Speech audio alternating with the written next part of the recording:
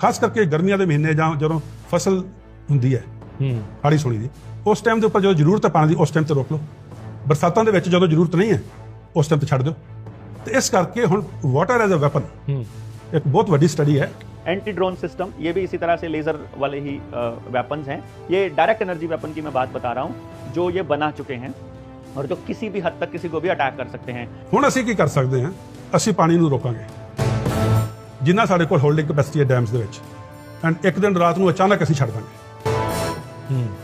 ਜਿਵੇਂ ਹੁਣ ਜੇਲਮ ਦੇ ਵਿੱਚ ਪਾਣੀ ਛੱਡਿਆ, ਉਹ ਕੈਪੈਸਿਟੀ ਤੋਂ ਕਿਤੇ ਜ਼ਿਆਦਾ ਪਾਣੀ ਛੱਡਿਆ ਜਾਏਗਾ। ਉਸ ਨੂੰ ਹੋਲਡ ਕਰਨ ਦੀ ਪਾਕਿਸਤਾਨ ਦੇ ਵਿੱਚ ਕੈਪੈਸਿਟੀ ਨਹੀਂ, ਪਾਕਿਸਤਾਨ ਦੇ ਫਲੱਡਸ ਹੋਣਗੇ तो ना ही उसको गेनफुली यूटिलाइज किया जा सकता है, नहीं किया जा सकता। और जो फिर दोबारा रोक लेंगे। आइस पिक वेपन का मतलब क्या है कि आप भीड़ के अंदर 200 लोगों में से किसी एक व्यक्ति को अगर आपने टारगेट करना है तो ऊपर हेलीकॉप्टर से या हाइट से या सैटेलाइट से या सामने खड़े किसी व्हीकल से कहीं से भी आप एक लेजर छोड़ेंगे जो सिर्फ उस आदमी को जाके हिट करेगी, निशाना अगर मारेंगे तो। दूसरा तरीका उस व्यक्ति को निपटाने का या उस पर्टिकुलर जगह को निपटाने का है कि वो लोग ड्रोन किसी पक्षी की शेप में भी बना चुके हैं, मतलब मच्छर के जितने साइज का ड्रोन बना चुके हैं। हो गए ना हैरान आप भी? स्क्रीन पर जो शब्द आपको दिखाई दे रहे हैं वो हैरान करने वाले हैं कि वाटर बम जैसा भी कुछ हो सकता है। वाटर एज अ वेपन, यानी हथियार के तौर पर भी पानी को इस्तेमाल किया जा सकता है क्या? आपके लिए ये नई बात होगी, लेकिन पिछले 4-5 साल से किसानों के बीच जाकर लगातार इस बारे में डिटेल में हम बताते आए हैं।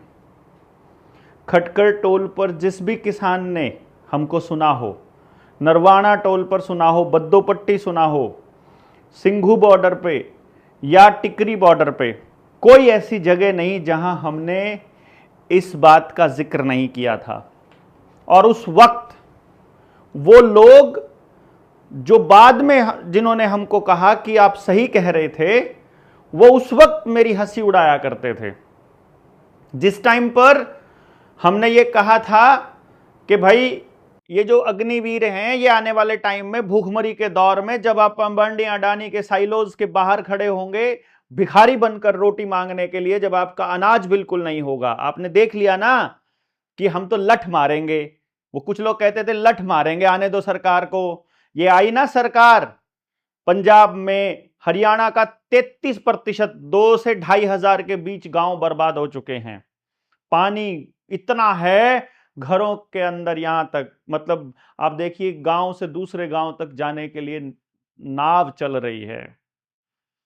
और ये चीज आपको बतानी होगी कि आने वाले टाइम में भी आपके साथ ऐसा फिर से होने वाला है।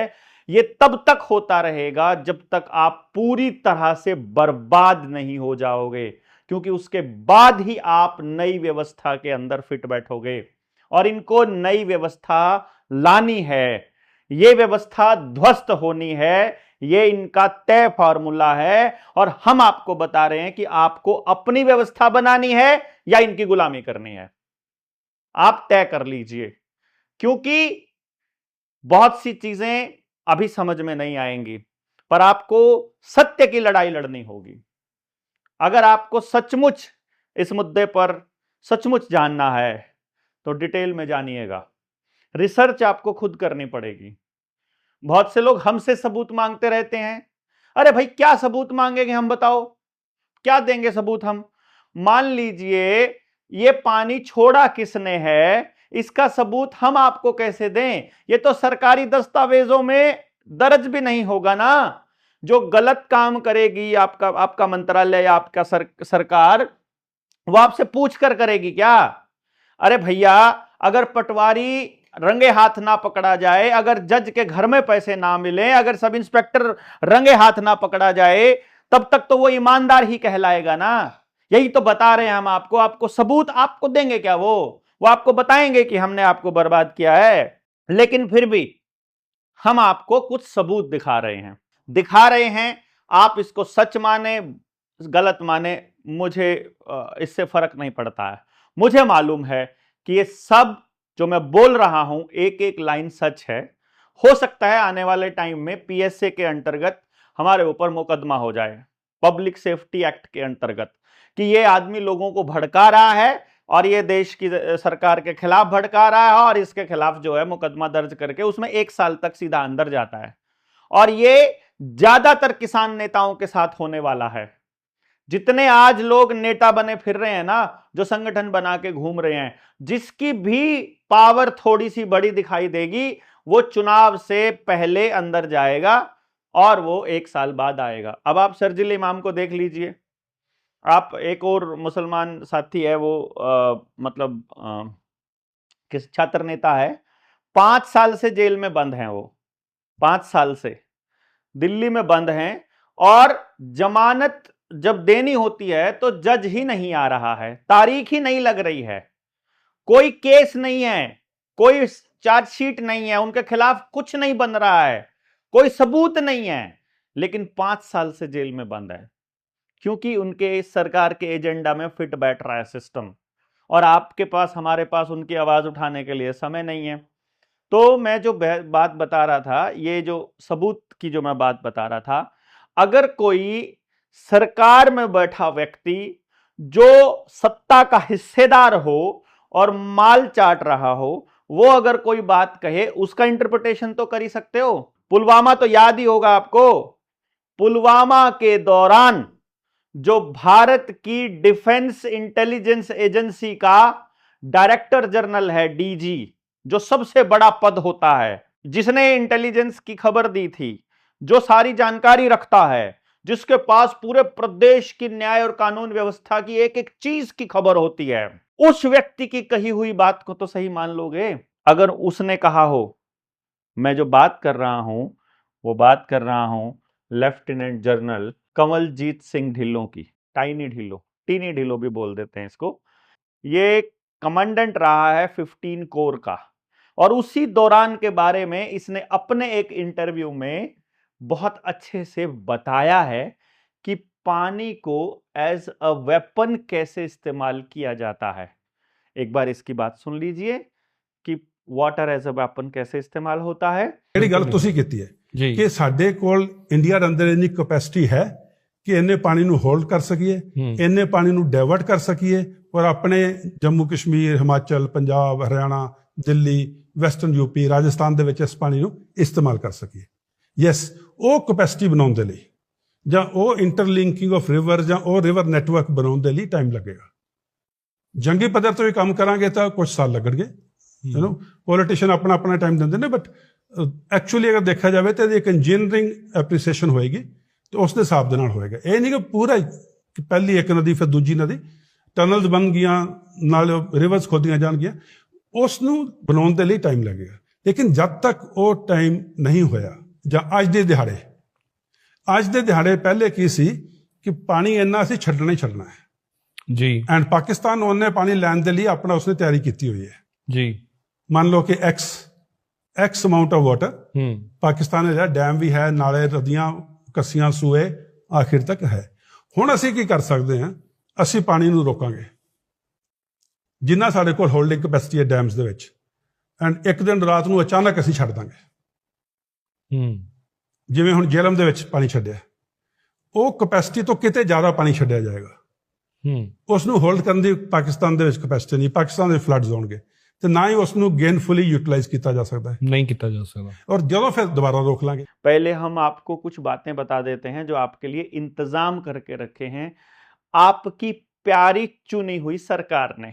और ये बात कान खोलकर सुन लीजिए आप कि जब बाढ़ आई है ना, तो जात देख करके नहीं रगड़ा है आपको, और धर्म देखकर भी नहीं रगड़ा है, और पॉलिटिकल पार्टी कौन सी पॉलिटिकल पार्टी को साथ दे रहे हो ये भी देखकर नहीं रगड़ा है, और जो मदद करने वाला समाज है वो भी ये देखकर नहीं कर रहा है। हाँ, लेकिन जो सरकार से मुआवजा मिलेगा वो जात, धर्म और पार्टी देख करके मिलेगा। ये मैं आपको बता रहा हूं, इसका थोड़ा सा ध्यान रखिएगा। लेकिन जो आपके लिए इंतजाम करके रखी हुई है सरकार ने, कुछ शब्द हैं जो आपको बिल्कुल याद रखने हैं। ये अनपढ़ आदमियों को भी याद रखने पड़ेंगे, जिनको अंग्रेजी नहीं आती है। उनको क्वारंटाइन तो याद हो गया ना, कोरोना याद हो गया, अच्छा लॉकडाउन याद हो गया, ये सारे अंग्रेजी के शब्द हैं। तो ऐसे ही एक शब्द आपको याद रखना पड़ेगा, WMD, weapon of mass destruction, जहां पूरी तबाही लाई जाती है, तो यानी कि वाटर एज अ बॉम्ब, यानी water as a weapon, weapon of mass destruction में शामिल हो सकता है। मास डिस्ट्रक्शन का मतलब होता है जब तबाही लानी होती है, तो इनके पास तबाही लाने के लिए कई सारे वेपन्स हैं। जैसे कहीं पर ये भूकंप ले आएंगे, इन कितनी तीव्रता का लाना है इनको मालूम है, और उससे कितने एरिया को गिराना है ये भी मालूम है। और मैं पूरी गारंटी से कह सकता हूं कि जो भुज का भूकंप था वो इसी इसी गेम प्लान का हिस्सा था, वो टेस्टिंग थी। वो क्योंकि उस एरिया में कर दिया जाएगा तो वो मतलब पूरे देश से एक्सक्लूडेड एरिया है, तो जो भी होगा किसी ने देखा नहीं ना, भूकंप में त्रासदी आई, वहां पता लग गया, वहां दोबारा तो कोई भूकंप का झटका आपको नजर नहीं आएगा। फिर आपको दिल्ली के नजदीक नजर आएंगे, फिर आपको मुंबई में नजर आएंगे, फिर आपको हिमाचल में आएंगे, यानी सब जगह कितने सिज्मिक पावर का भूकंप उनको लेकर आना है, उनके इंस्ट्रूमेंट्स लगाए जा रहे हैं जमीन के नीचे। जमीन के नीचे खोद करके वहां रख दो, टेक्टोनिक प्लेट्स को ही तो हिलाना है। अगर समंदर की टेक्टोनिक प्लेट्स को हिला दिया जाए तो वहां से जो पानी की बीम, जो पानी का जो बहाव आएगा, जो वहां से जो करंट आएगा लगभग 20-20 फीट ऊंचा, वो छोड़ेगा थोड़ी ना, जो रास्ते में होगा सब कुछ ध्वस्त करता जाएगा। पर ये बात हमको तो समझ में नहीं आएगी, क्योंकि हमको तो कमेंट में लिखने वाले गालियां देते रहेंगे। और हाँ, कमाल की बात यह, हमको गाली देने वालों का प्रोफाइल चेक करोगे, भगवा, भगवान, मोदी, योगी, और मतलब कोई लॉक्ड प्रोफाइल या फिर बिना प्रोफाइल फोटो के, या फिर 2 फ्रेंड, 10 फ्रेंड, 50 फ्रेंड, 700 फ्रेंड, ये मिलेंगे।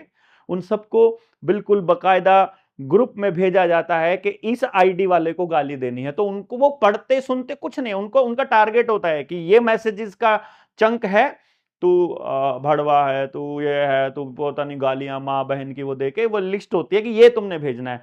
तो वो एक ही बंदा आईडी खोलता है, वो भेजता है, फिर दूसरी आईडी भेजता है, फिर तीसरी आईडी। वो मैं आपको ये दिखा भी दूंगा कि अलग अलग आईडी से बिल्कुल डिट्टो कॉपी पेस्ट का मैसेज कैसे भेजा जाता है, वो भी आपके पास पहुंच जाएगा।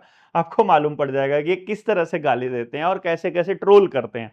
पर हमें ट्रोलिंग से फर्क नहीं पड़ता है, हमको तो पता है कि हम सिस्टम के खिलाफ चल रहे हैं, और हमको यह भी पता है कि सिस्टम अपनी सारी एजेंसीज लगाएगा हमको बर्बाद करने की, और हम बर्बाद होने ही निकले हैं। क्योंकि हमें मालूम है, अगर सिस्टम के अंदर जाकर अपना जमीर मारा, उससे बढ़िया अपना शरीर मार लो भैया। हमें नहीं जीना ऐसे समाज में जहां लोग एक दूसरे के लिए खड़े भी ना होते हों, जहां लोग एक दूसरे को मारने काटने पर उतारू हों, जो पैसे के लिए समाज इतना मतलब बुरे हाल हो गया हो। हमें नहीं जीने का शौक है। अभी इससे अच्छा तो दुश्मन से लड़ते हुए मर लो भैया। तो मैं ये जो मास डिस्ट्रक्शन में आता है, एक मैंने आपको भूकंप, बाढ़, सूखा, सुनामी, फिर ये एटम बम, और ये तो बहुत छोटी चीजें हैं इनके लिए।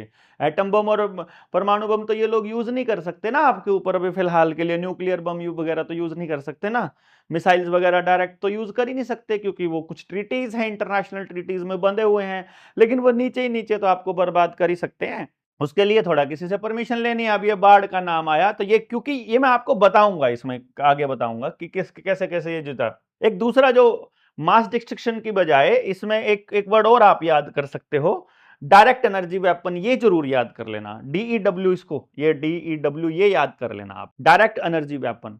ये असल में लेजर बेस्ड भी होते हैं, और ये टारगेटेड होते हैं मास के फॉर्म में भी, और टारगेटेड भी, यानी कि और साउंड वेव की फॉर्म में भी।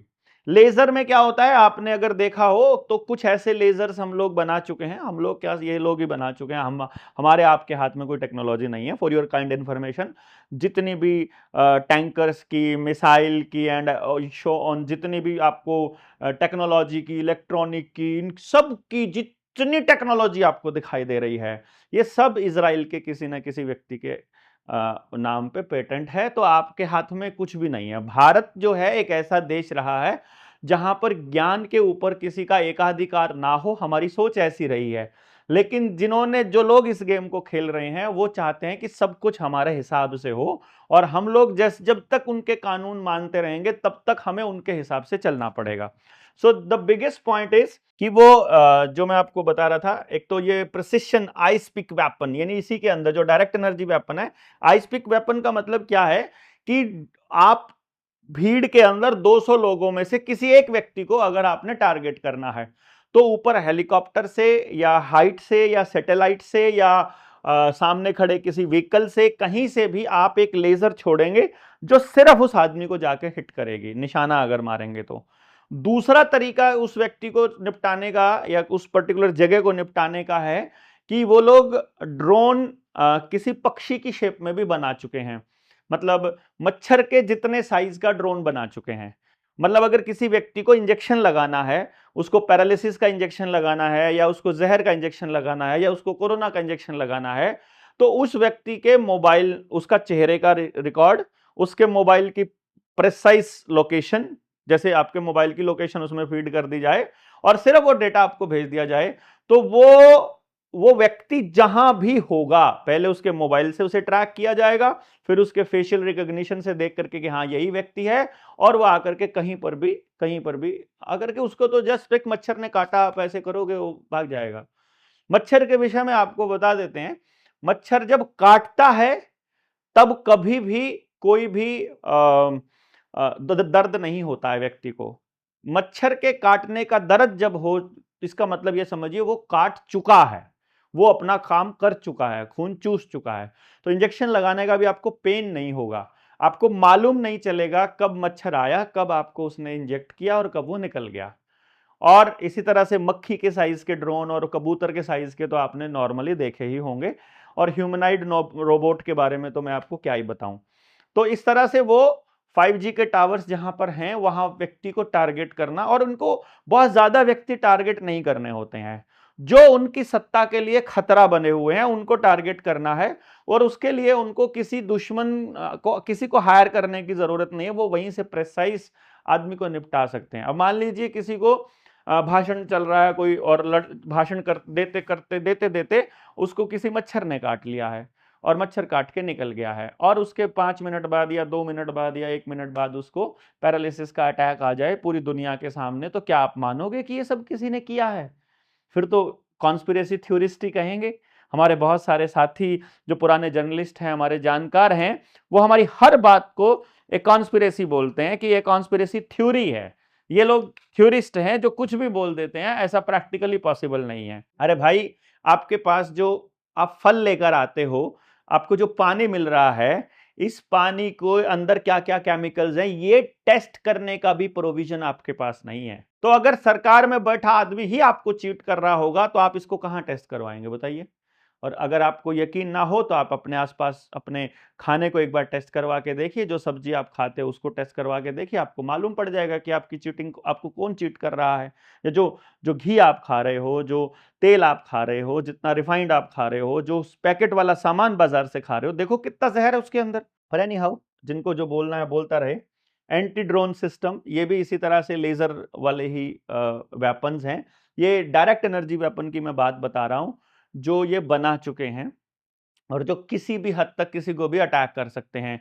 बाकी आपने अभी जो किसान आंदोलन था, उस किसान आंदोलन के दौरान कुछ गाड़ियों के ऊपर जो स्वाट टीमें थी, कुछ गाड़ियों के ऊपर ऐसे जो सैटेलाइट टाइप से ऐसा कोई एक वो देखा होगा, जैसे छतरी होती है ना, जो ये हमारी इंटरनेट और उसके वाली जो छत पे लगाते हैं ये लोग कंपनियां वाले, वो इस टाइप की शेप का जो वेपन है, ये डायरेक्ट एनर्जी वेपन है, साउंड बेस्ड वेपन है, जो बिल्कुल मतलब इसकी फ्रीक्वेंसी को वो टारगेटेड भी कर सकते हैं और वो खुल भी सकते हैं। जैसे वाटर कैनन है, वाटर कैनन जो है वो फैला भी सकते हैं और सीधा टारगेट भी कर सकते हैं 10-20 लोगों के बीच में।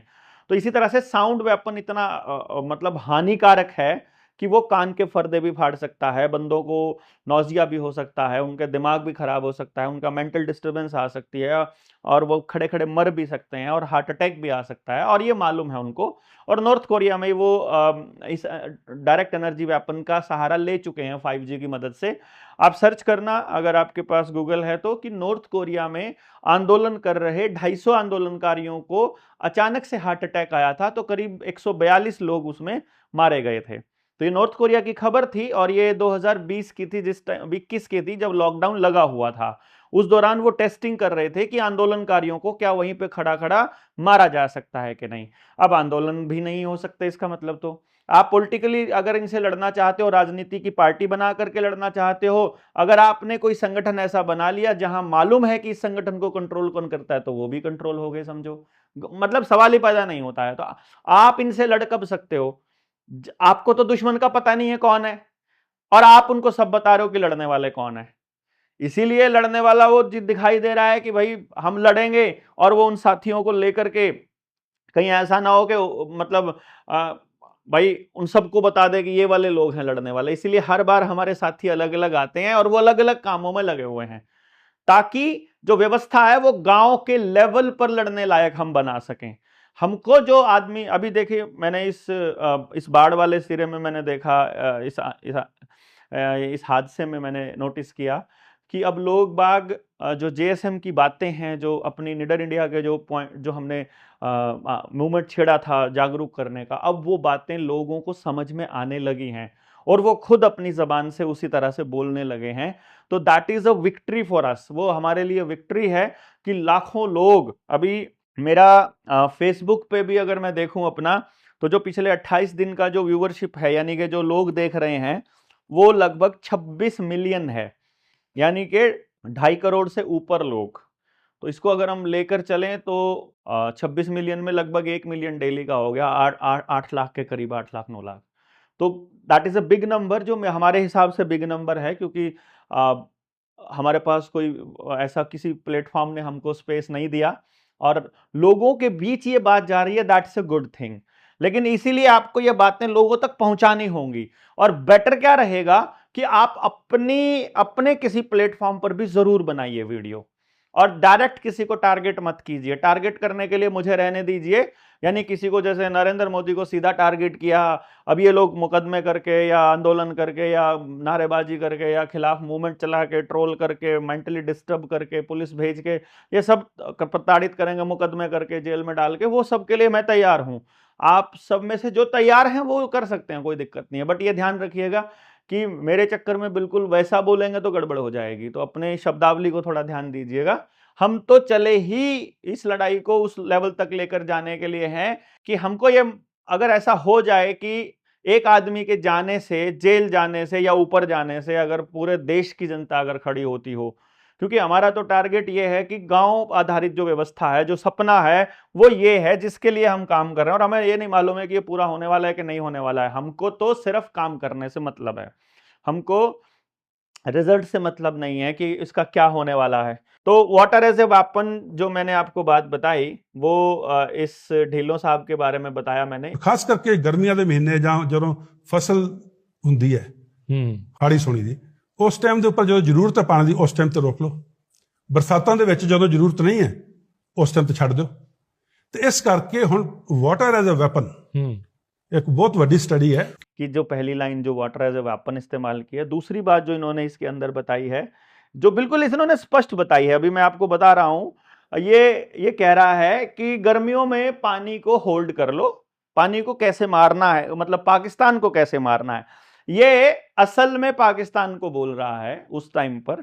और मैं इसको पंजाब और हरियाणा को देख रहा हूं, क्योंकि पाकिस्तान हमारा दुश्मन इतना बड़ा नहीं है जितना बड़ा दुश्मन इस सरकार का ये पंजाब, हरियाणा और पश्चिमी उत्तर प्रदेश का एरिया है, क्योंकि इन्होंने ही खेती के कानून नहीं आने दिए। यही हैं जो स्मार्ट मीटर का विरोध कर रहे हैं, यही हैं जो अपार आईडी को नहीं बनने दे रहे हैं, यही है जो इनकी पुलिस को रास्ता नहीं दे रहे हैं, यही है जो अभी भी आंदोलित हैं। तो इनको बर्बाद करना आवश्यक है। तो जिसको भी करना हो, आप पाकिस्तान को करना चाहते हो पाकिस्तान को कर लो, और आपको इनको करना हो इनको। टिहरी डैम और नंगल डैम दोनों में पता है कौन सी नदी के कौन से वाले बैराज से कहां से पानी छोड़ना है और कितने लाख क्यूसिक पानी जाएगा। जमुना में अभी छोड़ा था ना, आपको पता होगा। अभी यहां से जब जमुना के बारे में जब आया तो करनाल का ये एरिया में पानी ही पानी चढ़ गया, बोले भी 3.5 लाख क्यूसिक पानी छोड़ दिया है, और ध्यान रखिएगा वहां इतना पानी वहां सड़कों के ऊपर हो गया था। तो ये सब कुछ टेस्टिंग अभी तो टेस्टिंग चल रही है। मैं आपको बता रहा हूं, कहीं आप ये सोच रहे हो कि ये जो बाढ़ है ये फाइनल है, आपने खड़े होकर के इस बात को नहीं बोला ना। जैसे चुनाव से पहले, 19 के चुनाव से पहले दंगे कराएगा, दंगे कराएगा, दंगे कराएगा, सारा देश बोलने लग गया। तो ये दंगे नहीं करा सका, इसको पुलवामा कराना पड़ा। इसी तरह से ये भी अगर पूरा देश अगर बोलने लग जाएगा कि ये वाटर एज अ वेपन इस्तेमाल किया जा रहा है, तो ये आने वाले टाइम में विध्वंस बच सकता है। फिर ये कोई नया रास्ता लेकर के आएंगे। फिर इनके पास इनके पिटारे में अभी गृह युद्ध पड़ा हुआ है, फिर इनके पिटारे में भारत पाकिस्तान का युद्ध पड़ा हुआ है, और भारत पाकिस्तान के युद्ध में या भारत चाइना का युद्ध भी पड़ा है। मान लो भारत चाइना का युद्ध होता है और चाइना की मिसाइल आकर के पानीपत की रिफाइनरी, हिसार के न्यूक्लियर पावर प्लांट और इधर के टिहरी डैम और इधर पे गिर जाए, तो आपके पास क्या बचा है? दिल्ली साफ, दिल्ली तक का सारा रास्ता साफ। फिर आपके पास इनको दोबारा बनाने में क्या दिक्कत है? जब सब कुछ साफ हो जाएगा तो जो होगा वो इनका होगा, जितने बचेंगे इनके होंगे। तो भाई ये थोड़ा सा गौर से समझिएगा। और हाँ, डायरेक्ट एनर्जी वेपन के अंदर और इस मास डिस्ट्रक्शन के अंदर जो बादलों का फटना है, ये भी एक बहुत बड़ी प्रक्रिया है। अभी आपने बांग्लादेश की खबर देखी होगी, ढाका की, वहां पर एक वीडियो एक लेडी ने की थी, मैंने अपने देवेंद्र बलारा वाले पेज पे भी डाला उसको। वो बिल्कुल साफ दिखाई दे रहा है कि ये वाला टुकड़ा बादलों का आयनाइज होकर के ये अलग हो जाएगा और ये एकदम गिरेगा, जहां भी गिरेगा विध्वंस मचाएगा। वो हम आपको पुरानी वीडियोस देखोगे तो हम आपको बताते आए हैं कि भैया आने वाले टाइम में बादल फटेंगे, और जितने अभी फट रहे हैं उससे ज्यादा फटेंगे। एक सीजन में 50 से ऊपर बादल फटने तय हैं। उस वक्त पहाड़ी इलाका भी विध्वंस की चपेट में आगा, और नीचे का इलाके के लिए ये लोग इंतजाम कर ही रहे हैं। बाकी का इलाका तो बेचारा, उसको तो पता ही नहीं होता है। हम जब मध्य प्रदेश जाते हैं, उड़ीसा और उस इलाके में जा रहे हैं, वहां तो मतलब इस लड़ाई की खबर ही नहीं है। जो जितनी खबर हमें होती थी, तो वो क्या कर रहे हैं, वो वहां तक मोबाइल तो भेज दिया है, खबरें टुकड़ों में जा रही हैं और वहां प्रधानों के जरिए ही कंट्रोल किया जा रहा है। उस पर भी हम लोग चलेंगे। बाकी हाँ, तो ये कह रहा है कि जनरल साहब कह रहे हैं, ढिल्लों साहब कह रहे हैं कि गर्मियों के महीने में होल्ड कर लो और बरसात में छोड़ दो। और गर्मियों के महीने में भी तब नहीं, जिस टाइम पर फसलों को जरूरत है तब होल्ड कर लो, और बरसात में जब जरूरत नहीं है तब छोड़ दो पानी को। आपको थोड़ी पता चला, मान लो बारिश हो रही है, आपको थोड़ी पता चलेगा कि कहां से पानी छोड़ा गया है। नंगल डैम में, सतलुज में छोड़ा गया पानी, आपने देखा होगा कि लोग बता रहे हैं, उनको मौका ही नहीं मिला। लोग बता रहे हैं कि ऐसे पानी आया और सब कुछ बहा के ले गया साथ के साथ। लोग बाहर खड़े थे, कहीं जहां भी थे, रात में अचानक से अटैक हुआ है। भाई बारिश का पानी बढ़ते बढ़ते बढ़ता है, ऐसे नहीं होता है। तो कहीं से हल्का सा ही तो तोड़ना होता है, और उसके बाद तो कोई दिक्कत ही नहीं है। बाकी सारा काम तो फिर पानी अपने आप कर देता है, और उस पानी का आप इस्तेमाल तो कर नहीं पाएंगे, वो विनाशकारी हो जाएगा उल्टा। तो एक ये पॉइंट बड़ा गौर करने लायक है कि आपको देखना पड़ेगा। ये समझिए, सुनिए आप इनको क्या कह रहे हैं। ये अगली बात फिर वो कह रहे हैं साथ के साथ कि क्या अपने पास इतनी कैपेसिटी है कि हम पंजाब, हरियाणा, उत्तर प्रदेश, राजस्थान तक पानी को ले जा सकें, और बल्कि जहां भी जहां जैसे 35,000 क्यूसिक पानी हम होल्ड कर सकते हैं, मतलब छोड़ सकते हैं, 80,000 छोड़ दो, वहां विध्वंस अपने आप आ जाएगा। ਅਸੀਂ ਇਹ ਕਰ ਸਕਦੇ ਹਾਂ, ਬਹੁਤ ਸਪਸ਼ਟ ਗੱਲ ਹੈ। ਬਿਲਕੁਲ ਕਰ ਸਕਦੇ। ਇਹ ਜਿਹੜੀ ਇੰਡਸ ਵਾਟਰ ਟ੍ਰੀਟੀ ਹੈ, ਬਾਇਲੈਟਰਲ ਟ੍ਰੀਟੀ ਹੈ। ਇਸ ਦੇ ਵਿੱਚ ਕੋਈ ਇੰਟਰਨੈਸ਼ਨਲ ਸਿਗਨੇਟਰੀ ਨਹੀਂ ਹੈ। ਨਹੀਂ ਹੈ ਇਹ ਟ੍ਰੀਟੀ ਸਿਰਫ ਇੰਡੀਆ ਔਰ ਪਰ ਪਾਕਿਸਤਾਨ। ਰਿਪੇਰੀਅਨ ਕਾਨੂੰਨ ਤਾਂ ਲਾਗੂ ਹੁੰਦਾ ਹੈ। ਰਿਪੇਰੀਅਨ ਕਾਨੂੰਨ ਲਾਗੂ ਹੁੰਦਾ, ਪਰ upper state has a better right over it. ਪਰ ਲੋਅਰ ਰਿਪੇਰੀਅਨ ਦਾ ਫਾਇਦਾ ਹੀ ਤਾਂ ਲੈ ਰਹੇ ਨੇ ਨਾ। ਛੱਡਾਂਗੇ ਨਾ ਪਾਣੀ, ਬਰਸਾਤਾਂ ਛੱਡਾਂਗੇ, ਨਾਪਦੇ ਰਹੋ ਉਹਨੂੰ। ਇਹ ਸਾਡਾ ਇੰਨਾ ਹਿੱਸਾ ਬਣਦਾ ਹੈ, ਸਾਡਾ 50 ਗ੍ਰਾਮ ਬਣਦਾ, ਤੁਹਾਨੂੰ 50 ਗ੍ਰਾਮ ਦਾਂਗੇ, ਆਪਣੀ ਮਰਜ਼ੀ ਨਾਲ ਦਾਂਗੇ। ਹੁਣ ਇਹ ਕੀ, ਹੁਣ ਅਸੀਂ ਮਜਬੂਰ ਹਾਂ ਕਿ ਇੰਨਾ ਪਾਣੀ ਦੇਣਾ ਹੀ ਦੇਣਾ ਹੈ।